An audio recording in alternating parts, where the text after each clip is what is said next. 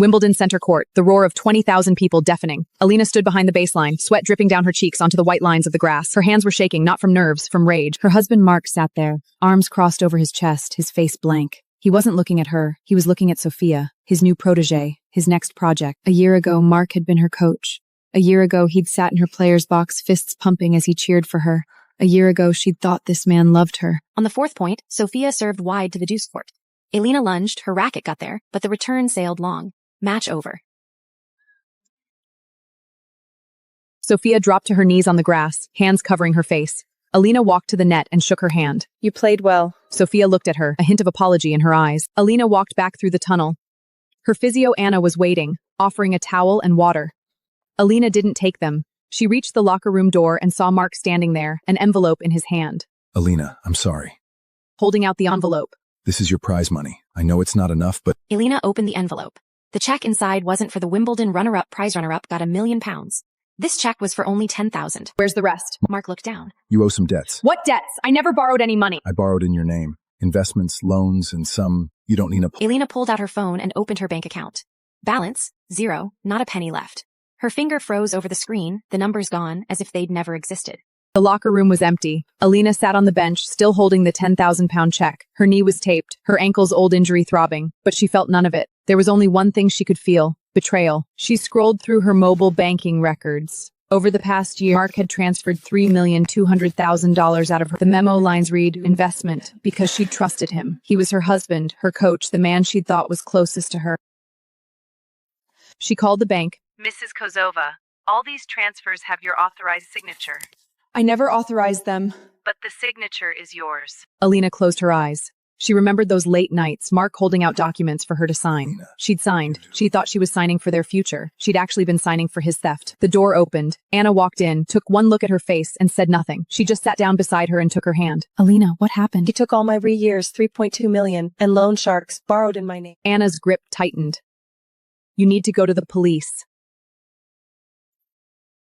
I need to survive first. Alina stood up, changed out of her tennis dress, and pulled on her jacket. As she left the locker room, a few reporters were waiting at the end of the corridor. They spotted her and raised their recorders.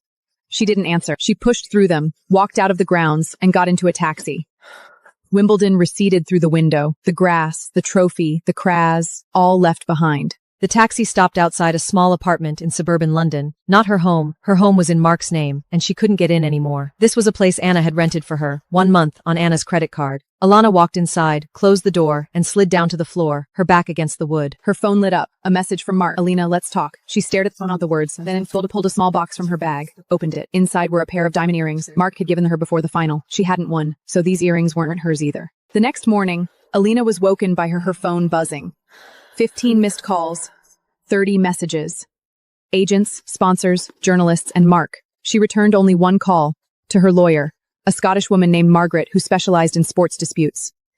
Margaret, I need you to look into a few things. $3.2 million transferred out of my accounts, plus loan hard debts taken out in my name. The signatures are forged. But do you have evidence? I can get the signature documents. Get them and contact me. But Alina, you need to prepare yourself. This process will be tournament you're in the middle of. I lost everything. She hung up and turned on the TV. The sports channel was replaying yesterday's final. Sophia holding up the Venus rosewater dish filled the screen, her smile radiant and young. The camera cut to the player's box. Mark standing and applauding, his face etched with pride. Not pride in Alina, pride in his new creation. Alina turned off the TV and picked up her phone. She opened the screenshots of the bank transfers, looking at them one by one. Dates, amounts, memos. She noticed a pattern. In the days before every large transfer, Mark had been especially tender. Flowers, breakfast in bed, trips to the coast. Alina, you work so hard. You deserve all of this. She thought it was love. Now she knew it was guilt. She video called her mother. Alina, are you okay? You played so well. Runner-up is still wonderful. Mark took all the signature, transferred out $3.2 million, and... Alina's face changed. Alina, listen to me. You are nothing. You have your hands, your racket, those things he cannot take. Alina wiped her tears. Mama, I don't know what to do. Yes, you do. You've always known. You just need someone to tell you that you deserve to start over. Alina stayed in the apartment for 3 days. She barely went out, surviving on bread and coffee that Anna brought over. For 3 days, she watched tennis footage, not of her opponents, but of herself. She pulled up every match from the past 3 years, then one by one. Wins, losses, beautiful points, ugly ones. She was looking for something. Not technical flaws, not tactical errors. She was looking for herself. The girl who'd left Ukraine at 16 and flown alone to Germany to train. The teenager who'd won 15 straight matches on the ITF circuit. The young woman who'd cried on camera the first time she made a Grand Slam quarterfinal. Where had she gone? When had she lost herself? Was it the day Mark said, "Let me be your coach, let me handle everything"? The day she signed that first power of attorney? Or the day she fell in love with him? On the 4th day, Anna brought news. Elena Petrova is in London next week. Do you want to see her? Alina looked up. Elena, former world #1, retired for 6 years. She had once been Alina's idol and also Mark's mentor. Mark had worked with Elena when he was younger, before they parted ways. Why does she want to see me? She said she watched the final. She said you played like a bird in a cage. She said she wants to help you open it. Alina was silent for a long time. Set it up. Elena lived in a townhouse in Kensington, London. When Alina knocked, her hands were shaking. Not from nerves, from having not spoken a true word to anyone in too long. The door opened, and Elena Alina, come in. Her voice was calm, as if they'd seen each other just yesterday. In the living room, one wall was covered in trophies. Wimbledon, Roland Garros, the US Open, the Australian. Alina stood before that wall for a long time. 7 Grand Slams. It's the matches I lost. Every loss taught her something she carried forward. Elena poured 2 cups of tea and handed one to Alina. Alina took the cup but didn't drink. Every loss taught me something. What did yesterday's match teach you? Elena looked at her. She didn't need to say more. Elena understood exactly what that meant. Your racket has always been in your own hands. You just forgot. Those words landed somewhere deep inside her. Somewhere she'd sealed off a long time ago. They sat on the sofa and talked for 3 hours. Elena didn't ask about Mark, didn't ask about the money. She only asked about tennis. At 16, why did you play? Because I loved it. Alina thought for a long time. I don't know. Then go find the answer. Until you find it, don't play matches. I have no money, Pete. I need the prize money. What you need isn't prize money. It's to enhance yourself again. The money will come on its own. After leaving Elena's, Alina stood on the street and took a deep breath. London's air was damp and cold, the sky overcast, but she felt it had never been fresher. Called Anna. Find me a training court, a cheap one, and check the ITF Challenger schedule for me. I want to start from the lowest level. Alina, are you sure? You just came down from a Wimbledon final, and you want to play challengers? Those courts have no Hawkeye, no ball kids, and the crowds are under 50. I'm sure. I need to win. Not win money, win myself. Okay, I'll arrange it.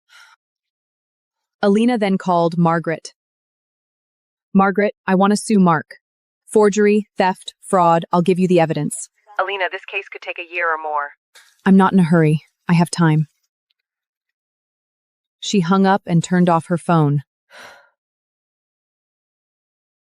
She went back to the apartment, took the diamond earrings out of her bag, and placed them on before her, like 2 cold eyes. She picked up one earring and held it up to the light. The diamond was beautiful, perfectly cut, flawless, like Mark's smile. Perfect, but without warmth. Alina's new training venue was in an industrial area in South London. The court was indoors, with low ceiling lights and peeled paint on the walls. No stands, no locker room, just a worn-out rest area. Anna was already there waiting, and beside her stood a burly woman, the new fitness teacher named Clara, Polish. Quiet but with sharp eyes. Alina, Clara has trained 3 Grand Slam champions before. Anna introduced. Then why is she willing to come to a place like this? Because she said she likes watching people climb out of a hole. Take off your jacket. Run 10 laps. Clara didn't shake hands. She said directly. Alina paused for a second, then laughed. It had been a long time since anyone had ordered her around like that. She ran lap after lap on that worn-out court. Dust rose, and the sound of her soles scuffing the floor echoed through the empty warehouse. Her lungs burned, her legs trembled, but she didn't stop. Not enough. After 10 laps, Clara said, your legs have no power, your breathing has no rhythm, your mind isn't focused, you're not here on vacation. Alina gritted her teeth and kept running. After 20 laps, she bent over, hands on her knees, gasping for air. Clara walked over and handed her a bottle of water. Enough for today. Can tomorrow. The next day, Alina received a call during training. An unknown number. She hesitated, then answered. Alina Kozova. It's me. I'm a friend of your husband, Mark. He said you owe us some money. 500. It was Nicholas. Alina's heart sank. I never borrowed any money. Mark borrowed it in my name. You should go to him. He's gone. Phone's dead. No one's home. You're his wife. You're responsible. What's wrong? Loan sharks. Mark borrowed them, in my name. They came for me. Clara walked over and glanced at her. You need a lawyer. She just said, I already have a lawyer, but I don't have money to pay her. I have nothing left. Alina shook her head. You have your body. Your body is your money. Train your body well, win matches, and the money will come. As for the rest, leave it to time. Alina nodded. She put her phone aside and picked up her racket. 10 more sets of serves. 3 days later, that black sedan appeared again. This time it stopped the entrance of the training view. 2 men got out, leaned against the car, and watched Alina train. She pretended not to see them and kept serving, but her hands were shaking.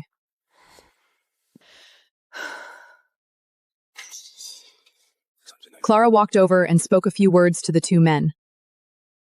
Clara came back, expressionless. I told them you'd pay in a month. By time you'll have money. How do you know I'll have money? Alina looked at her. Because you have no choice. Alina started playing ITF challengers. First stop, Nottingham, England, prize money $25,000. The court was in a park, surrounded by elderly people walking their dogs and children running around. No Hawkeye, no ball kids, no challenge system, and the line judges were part-time college students. She stood behind the baseline, facing an 18-year-old girl ranked outside the top 300. Alina glanced at the stands, about 30 spectators, mostly players' families. She won, 6-1-6-0. The 18-year-old cried after the match, not because she lost, but because a Wimbledon runner-up had beaten her so thoroughly. Alina walked over and hugged her. You played well. Don't give up. Are you Alina Kozova? Why are you here? Because I need to start over. At that tournament, Alina won the title. Prize money, $2,500. She held that standing on the grass of Notting Park, the wind blowing, a little cold. So your 100 appearance fee was 200 I times walked that. over. Before was before. Alina folded the check and put it in her pocket. This wasn't money. This was a beginning. What she didn't know was that in the last row of the stands, a woman in a gray coat was wiping tears with a handkerchief. That was her mother. She'd traveled 36 hours by train and plane, hiding it from Alina, coming to watch her in secret. She saw her daughter sweating on the low-level courts, running on a venue with no Hawkeye and no ball kids, and hugging that crying girl after the match. She cried, but she didn't go to her. She knew her daughter needed to walk this path on her own. Second stop, Ilkirk, England, prize money $30,000. Third stop, Manchester, prize $25,000. She won again. Street Tiffany as her ranking slowly climbed from 120 to 9. But more important than the ranking, it was what she found on the court. That pure, unclouded joy. The sound of every strike, the breath of every sprint, the fist pump after every win. These were things she'd forgotten when she was with Mark. Fifth stop, she lost in the semifinals to a player ranked 60. After the match in the locker room, she didn't cry, then looked at herself in the mirror. To set him in the mirror had defined armless, and her eyes were no longer hollow. Are you okay? Lost. Lost to an opponent better than you. This isn't failure, this is learning. Anna, do you know what I thought of on the court today? What? I thought of myself at 16, on the clay courts of Kiev, training alone, no coach, no trainer, just me and my racket. But I had me. Back then I had no money, no ranking, no sponsors. And now? Now I felt that in a long time. Now I have it again. Alina's phone rang. It was Margaret, her lawyer. Alina, I got copies of those documents you signed. I had a handwriting expert examine them, and the conclusion is forgery. Also, I spoke with the loan horgs, and they agreed not to collect for now on the condition that you show up to testify on time. Testify? Sue Mark? Yes, you need to sue him. Margaret, I'm ready.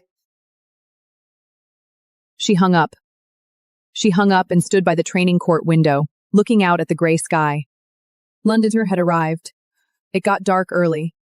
After training, she often stayed alone on the court until the lights went out.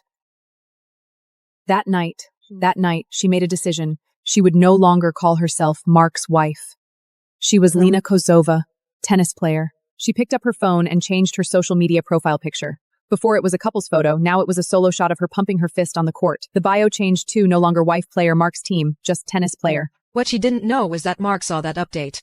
He sat in his empty apartment, staring at the screen, his fingers hovering over the keyboard for a long time, and in the end he sent nothing. An uninvited guest arrived at the training camp, Mark.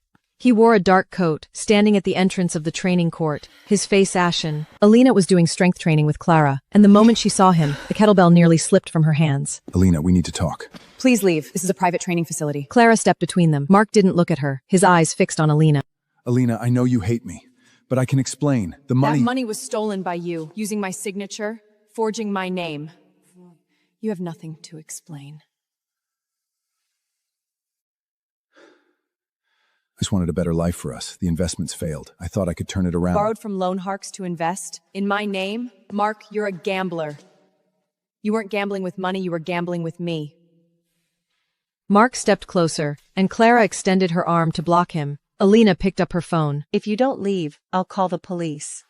Mark stopped. Alina, are you still wearing those earrings?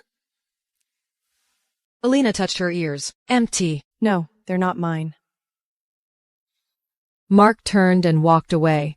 As he went out the gate, he paused and looked back. Alina had already picked up her racket and started serving. She didn't look at him. Alina's fingers unconsciously touched her earlobe, empty. Those earrings were still in the drawer of the London apartment, lying beside the forged contract copies. Anna handed her a glass of water. Are you okay? Okay. He looked a lot older. He stole my money and took out loan rab debts. Of course he aged fast. Alina, do you hate him? Alina thought for a long time. I did. But now, I hate myself more. Hate myself for not realizing sooner. Clara was putting away the kettlebells nearby, and upon hearing that, she paused. Alana, this isn't your fault. Trusting someone isn't a mistake. The mistake is his abuse of your trust. Alana didn't reply. She picked up her racket and walked to the service line. First serve, ace.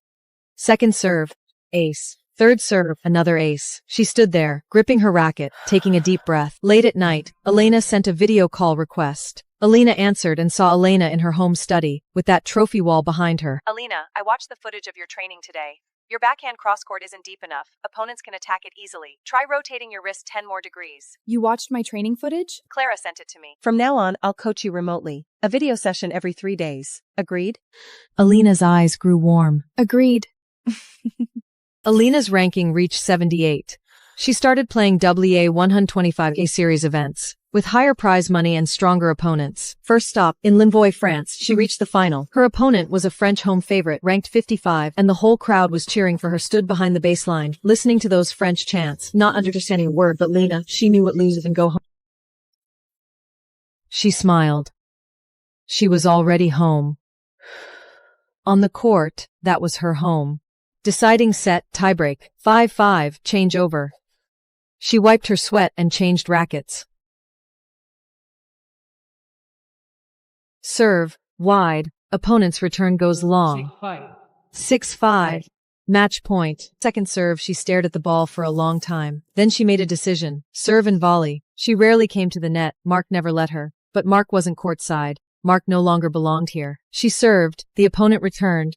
Alina charged the net, volleyed. The ball landed in the opponent's court, bounced twice, and rolled away. Match over. She won. After the match, she opened her phone in the locker room and saw a message from Elena. That net point, beautiful. She smiled. The winner's prize in Limvos was $20,000. When Alina received the check, her hands didn't shake. She folded it and put it in her bag, alongside the previous checks. You've got nearly $100,000 now. Not enough. Legal fees, training costs, Clara's salary, your salary. But I can afford it now. Do you know what makes me happiest? What? You smiled. Not that fake smile, a real one. She suddenly wanted to call her mother. Mama, I won? I know. I saw it online. Alina, you're getting stronger and stronger. Mom, I want to come home to see you. Ukraine? Now? There's still a war there. You live in the countryside. Are you okay? Okay, but it's not convenient for you to come. Then I'll send you money. I've won some matches. I have some money now. Keep it. You need the money. No, I don't need money. Alina, actually, I went to the Ilka tournament. You came. Why didn't you tell me? I saw you play. Win. Played so well. Alina returned to London and found the apartment door open. She went in and saw the drawer had been rifled through, and the earrings were gone. Papers were scattered on the floor, copies of those forged contracts. She crouched down and picked them up one by one. Call the police? No, I know who it was. She stood up and looked at the empty drawer. He took the earrings. He needs money. Those diamonds would sell for a lot. You're not angry? I'm past the anger stage. Alina sorted the papers into a folder, then opened her computer and started writing an article. The title was, On Trust, Betrayal and Tennis. She didn't name names, but she wrote about that relationship, those late-night signings, the day her bank account hit zero. After the article went live, it was shared over 10,000 times within hours. The comments exploded. Some supported her, some said she shouldn't have made things public, and some said she You shouldn't have posted that. My image was already ruined by him. I want to tell my story, not for sympathy, but to tell those like me, you're not alone. At 2 a.m., her phone received a message from a stranger. It was a private message from a girl. Thank you. I'm 17 and my coach also my article. Alina replied, "You're not alone. I'll help you." That article was reposted by sports media. The headline, Alina Kazaksa for stealing all her savings. Mark's lawyer sent a cease and desist letter, saying the content is false and we will sue for defamation. Alina took a photo of the letter and posted it online with the caption, "Come on, I'm waiting."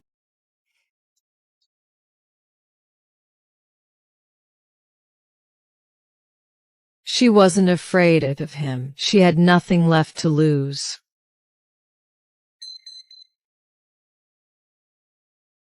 Training continued. Clara woke her at 5 a.m. every day, ran 10 kilometers, then 2 hours of fitness, 2 hours of technique, 1 hour of serving. Evenings were for watching footage and analyzing opponents. Elena had a video call every 3 days to adjust tactics. Alina's ranking crept up bit by bit. 78, 72, 68, 61. Every spot was earned with sweat and tears. The Australian Open was approaching. Alina received a main draw byline, going straight into the main draw. This was her first Grand Slam since leaving Mark. Alina, what are your expectations for the Australian Open? Win. You think you can win? I've lost before. I know what losing feels like. Now I want to know what winning feels like. First round, opponent was a Czech player ranked 40. Alina won, 6-3, 6-2. Second round, opponent was a Russian player ranked 28. Alina lost the first set, then took the next two, advancing 2-1. Third round, opponent was a Romanian player ranked 9. She's a top seed, aren't you scared? Scared. But scared or not, I have to play. That match lasted 3 hours and 12 minutes. Deciding set tie break 7-5. Alina won. She knelt on the hard court of Melbourne, hands over her face, and cried, not because she won but because she'd finally proved herself. After the match, she saw a message from Elaine in the locker room. You saw? I was watching live. When you cried, I cried too. Australian Open quarterfinals. Alana's opponent was Sophia Chen, world number 4, Wimbledon champion, Mark's new protege. This was her first match against Sophia since leaving Mark and also the first time she'd face Mark player's box. Before the match, in the tunnel, Alina and Sophia walked toward the court together. Alina, Don't say it. You don't need to apologize for his choices. But you used to be my idol. I shouldn't. You're a great player. You deserve your ranking. Mark is your coach. You trusted him. You're not wrong. I trusted him too once. You'll find out. His problem isn't tennis. He made me change my technique. After 3 months, my serve speed dropped by 10 kilometers. Then you should change coaches. I signed a contract. The buy-off is huge. How much do you need? Sophia didn't speak. This is my lawyer. She helped me. Call her. Alina took a business card from her bag and handed it to her. Sophia took the card and clutched it in her palm. They walked onto the court. The roar of 20,000 people, just like Wimbledon. But this time, Alina's heart was calm. The match began. Sophia served at 180 kilometers per hour. Alina returned. Sophia hit a backhand down the line winner. 0-15. Alina didn't panic. She went back to the baseline and took a deep breath. Second point. Sophia served. Alina returned for a clean winner. 15-15. Third point. A long rally. 30 shots. Alina ran and hit a forehand cross court. Sophia couldn't reach it. The score went back and forth. First set, tie break. Alina took the first set, 7-6. Second set, Sophia adjusted her tactics. More net play, faster tempo. Alina wasn't quite comfortable, losing the set 3-6. Deciding set, at 5-5, Alina serving, down 0-30. She wiped her sweat and glanced at the player's box. Anna and stood there, fists clenched. Mark sat across the tape, expressionless. She served, ace. 15-30. Second serve, Sophia's return went long. 30 serve, Sophia netted the return. 40-30. Set point. Final serve, Alina stared at the ball, tossed it up, struck. The ball curved and landed on the inside corner. Sophia lunged, got her racket on it, but the return sailed long. Hold. 6-5. Alina Nessa's service game. Alina broke it. Not crying, match over. Celebrating. You played well. You'll win many matches. Alina walked to net and shook hands with Sophia. Alina, I'll contact your lawyer. Sophia's eyes reddened. Go win the next title. Sophia lowered her head and quickly walked back through the tunnel. Alana looked up toward Sophia's player's box. Mark was gone. He'd left, just as he'd appeared in her life, suddenly, then vanished. You did it! You're in the semifinals! Anna rushed onto Alina. This is just the beginning. Alina patted Anna's back. Alina, how do you see this match? This is one of my most important victories. More important than the Wimbledon final? The Wimbledon final made me lose everything. This match made me find myself. Another reporter asked, your ex-husband Mark was sitting across from you. What do you want to say to him? Alina looked into the camera. Mark, if you're watching, I want to thank you. Thank you for showing me that I don't need you. Australian Open semi-finals. Alina lost to the world number 1. No regrets. That player was too strong, on another level. After the match in the locker room, Alina sat on the bench, and her opponent came Janidsworth beside her. You played well. You'll go further. Thanks. You were right to leave that man. I've heard of him. What have you heard? He's controlled many players. You're not the first, and you won't be the last. What do you mean? There are others? Go check it out for yourself. The opponent left. Alina took out her phone and started searching. Mark Becker, former coach, had worked with multiple female players. After working with him, their rankings all dropped. She found a news story from 4 years ago. Canadian player Isabelle Tremblay at just 26. Below it was a com mark destroyed her. Alina closed her phone. She didn't know whether to be angry or grateful. Angry that Mark was a repeat offender. Grateful that she'd escaped. She didn't know whether to be angry or grateful. Alina returned to London. Margaret told her that the case had progressed. Alina, we found another victim of Mark's. She's in Canada. It's Isabelle. Mark used the same method to transfer her assets. She's willing to testify. Why didn't she go to the police back then? Because she was afraid, just like you. And now she's not afraid? She saw your article. She said if you could do it, she could too. Alina held the phone, silent for a long time. Margaret, I want to meet her.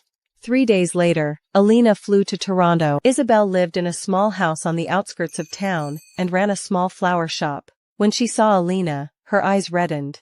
You're thinner than on TV. You're younger than in your photos. They sat in the small yard behind the shop, drinking and talking for a long time. Isabella's story was identical to Alina's. Mark appeared, became coach, became lover. Why didn't you call the police? Took the money, forged signatures, and disappeared. Because there was no evidence, and because I felt ashamed. A top 30 player in the world, swindled out of everything by a man. If I spoke out, what would people think of me? I understand. I hesitated for a long time too, because I didn't want to stay silent anymore. Silence doesn't help anyone. I'll help you. I'll testify. Isabella took her hand. Alina returned to London and began the toughest training of all. Not for a tournament, but for the next Wimbledon.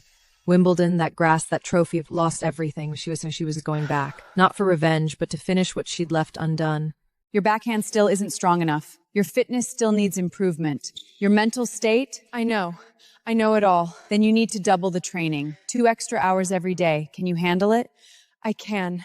Training went from 6 hours a day to 8, up at 5 a.m., back at 9 p.m. Alina's hands developed blisters. The blisters burst and turned into calluses. Her legs were covered in bruises, but she didn't complain. Anna sometimes watched from the side, tears in her eyes. Alina, you don't need to push this hard. You've already proven yourself. I haven't proven anything that I can win without him. What I need to prove is that I can also win when he's courtside.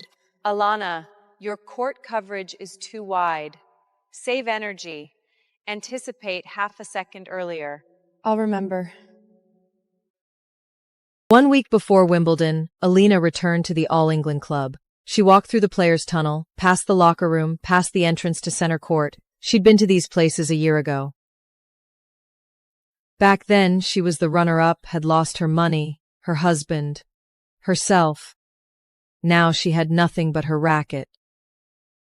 Tournament director Bjorn saw her at the check-in and walked over. Alina, welcome back. Your draw is out. First round against... I don't want to know. I can beat anyone, and I can lose to anyone. I only care about one thing. What? The final. Bjorn looked at her and smiled. Then you'll have to get through the first 4 rounds. I know. She knew. She'd always known. At the draw ceremony, Alina's name was drawn into the top half, in the same half as Sophia Chen. That meant they could meet in the semifinals. The media exploded. Alina didn't respond to any interviews. She only posted one social media update, "See you on the grass." First round, Alina faced a player ranked 50. 6-2, 6-3, easy win. Second round, against a player ranked 30. 7-5-6-4, a bit of a scare, but safe. Third round, against the 15th seed. Deciding set marathon, 9-7, Alina won. After the match, she sat in the locker room, Anna icing her knee. Alina, you're 'cause I'm enjoying it. Enjoying every point. Enjoying the running. Enjoying the sound of the strikes. These are things I never noticed before. Fourth round, against the Italian player ranked 8, Alina won in straight sets 2-0. She reached the quarterfinals on center court for the first time. The whole crowd gave her a standing ovation. That night, Elena sent a message, Mark, are you ready to face him box? You do care, but you can care and still defeat him. She didn't reply. She just looked ahead. Quarterfinals, Alina's opponent was the reigning French Open champion.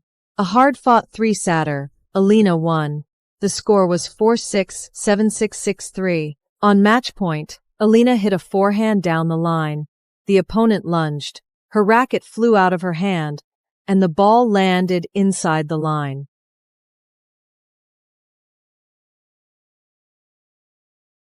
Alina raised her arms and looked to the sky. Her mother was in the stands, wearing a traditional Ukrainian embroidered shirt, tears streaming down her face. Alana rushed over and hugged her mother over the barrier. Mama, how did you get here? I took a train for a day, then a plane for a day. I had to see my daughter play in the final. Alana cried. She wasn't one to cry easily, but she couldn't help it. In the semi-finals, her opponent was Sophia Chang. Alina couldn't sleep. She lay in her hotel bed, staring at the ceiling. Anna was in the next room. Klista was working out downstairs. She opened her phone and scrolled to the news story from a year ago after the Wimbledon final. There was a photo of Mark holding a check, with the headline Kozova's husband denies allegations. She turned off her phone and took something out of her bag. Not the earrings, those had been taken by Mark. It was another pair of earrings, silver, small, inexpensive. She'd bought them when she was 16 after her first professional tournament. Back then she'd won her Frode match and used the prize money to buy these earrings at an airport gift shop. She put on the silver earrings and looked at herself in the mirror. Alina, you're ready. Her phone buzzed. It was a message from Sophia. Alina, I terminated the contract. Mark is no longer my coach. He won't be in my box tomorrow. Alina stared at the words, frozen for a few seconds. Sophia sent back a smiley face. Mark wasn't in the box. But he'd be in the stands. He had nowhere else to go. Semi-final day. Center court was packed. Alina walked into the tunnel, and Sophia was already there. They exchanged a glance, saying nothing. Alina walked to the tunnel wall, pulled out the diamond earrings from her pocket. She'd had a replica made of the pair Mark had taken, bought with her own prize money.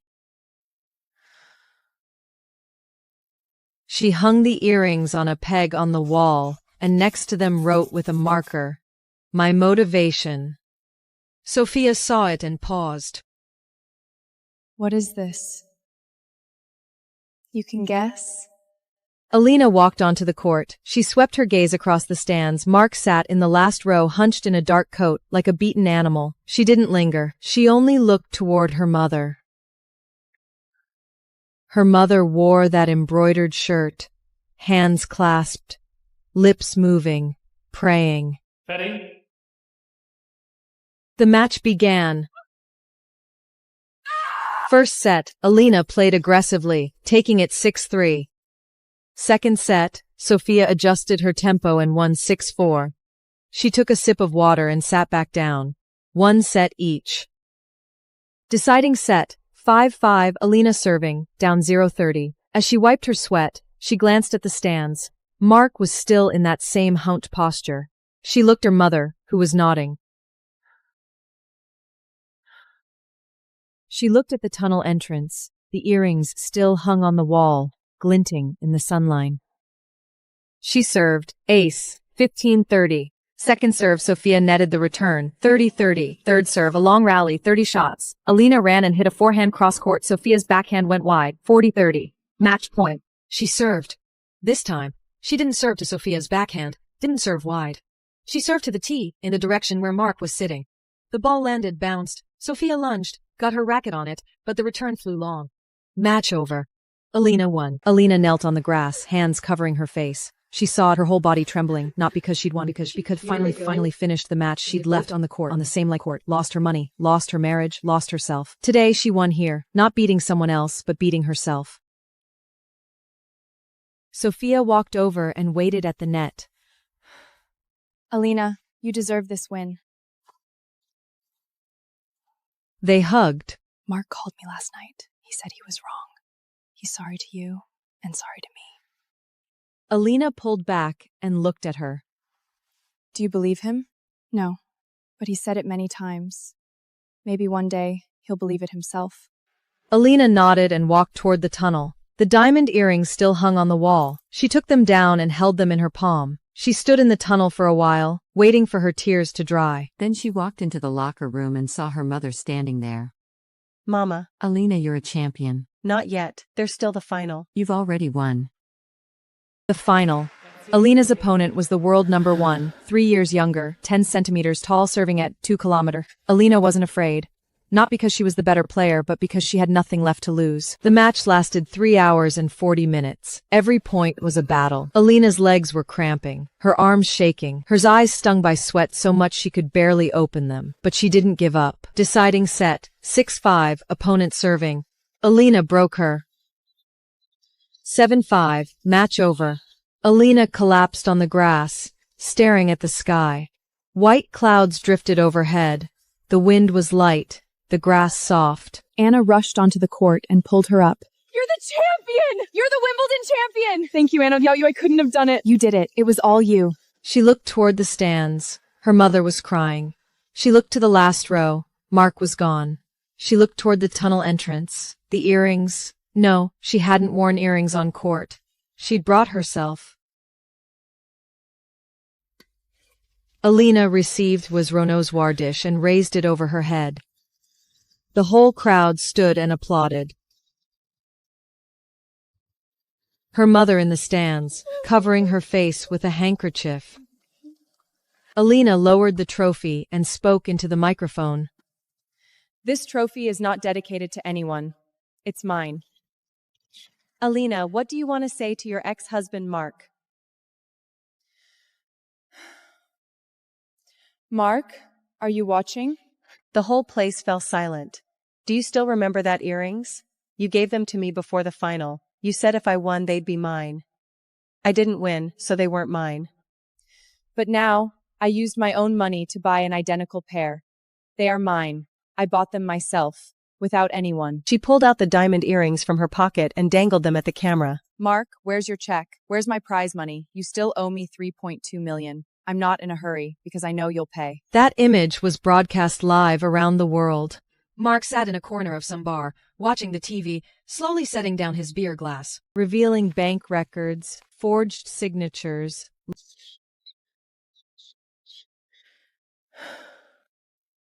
I know you want to ask about Mark. Fine.